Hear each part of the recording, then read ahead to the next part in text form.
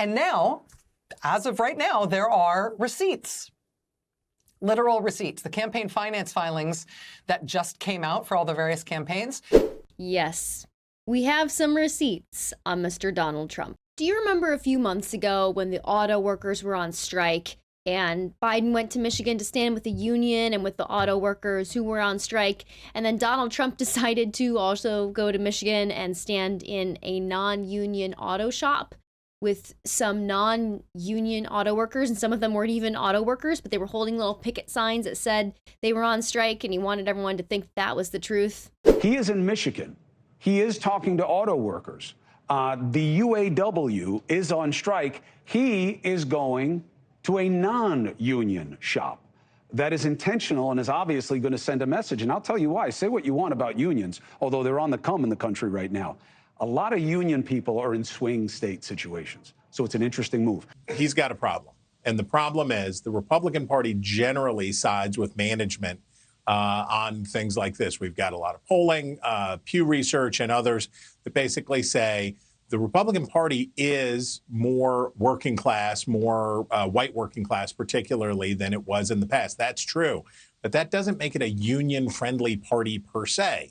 So Trump wants the vibes. He wants working class vibes. He wants hard hat, assembly line, made in America kind of energy, but he doesn't want to alienate Republicans. As the Republican debate was playing out, frontrunner Donald Trump was thousands of miles away in Michigan, addressing supporters at a non-union auto parts manufacturer. Former President Trump spoke for more than an hour, actually, last night, to a crowd of roughly 300 people by our estimates. Some people in that crowd telling our teams they are UAW members, only a handful telling our teams they are actually on strike. Well, it turns out we have an update to this story now, and it won't shock you. He's trying to look like he was supporting the union, but he's at a non-union facility that he filled with people who were given signs and effectively told to pretend to be union workers or even to pretend to be auto workers when they were no such thing. He did a fake event. I mean, the whole thing was fake. And then it was in the Detroit press the next day that it was fake. This you skipped the debate for? It was so embarrassing at the time. And now, as of right now, there are receipts. Literal receipts, the campaign finance filings that just came out for all the various campaigns.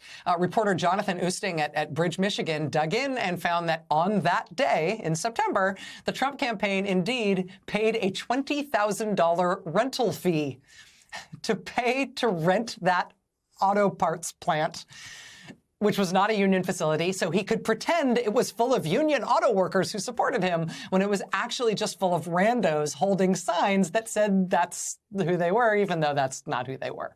$20,000. $20,000 to host a fake event that was immediately uncovered as being fake. Could not have been more fake. I mean, the time and effort and money that went into making people think, failing to make people think that you were there supporting union auto workers who were on strike, when you could have just gone and supported union auto workers on strike. This seems so much harder and so much more expensive than if he had just actually done the thing that he faked doing. And not only did he fake supporting the union workers on strike, he gave $20,000 to the place that wasn't on strike. He actively supported the place that wasn't on strike. But this is straight out of the Republican playbook. He wants blue-collar workers to think. He wants the optics of supporting union workers on strike and thinks that people are dumb enough to fall for it, and unfortunately some people are. And he would rather pay $20,000 to not support you than to support you for free. The Republican Party, and especially Donald Trump, are not friends to labor workers. They are actively your enemy while trying to convince you that they're your friend. If you look up Donald Trump's anti-labor track record, it is egregious. It is so unbelievably awful and horrible, the things that he has pushed for and pushed against in order to hurt labor workers, to keep you from having rights, to keep you from getting more money, to keep you from getting time off, from benefits, all of those things. The Republican Party is very anti-labor while trying to push the optics that they're for the blue-collar worker. And we have the literal receipts today to prove an example of that, a pretty large example of that. Listen, I'm not saying the Democrats are so hot right now for blue-collar workers either. Neither are doing great. But don't cut off your nose to spite your face by going to the Republican Party just because the Democrats aren't doing a great job either. Neither of them really have your best interests at heart right now. You want someone to trust? You want someone to support you and to lean on? Your fellow worker. Fight for unions. Fight for each other. Band together as workers and fight for your rights. You don't have to rely on people up at the top. You need to tell them what to do.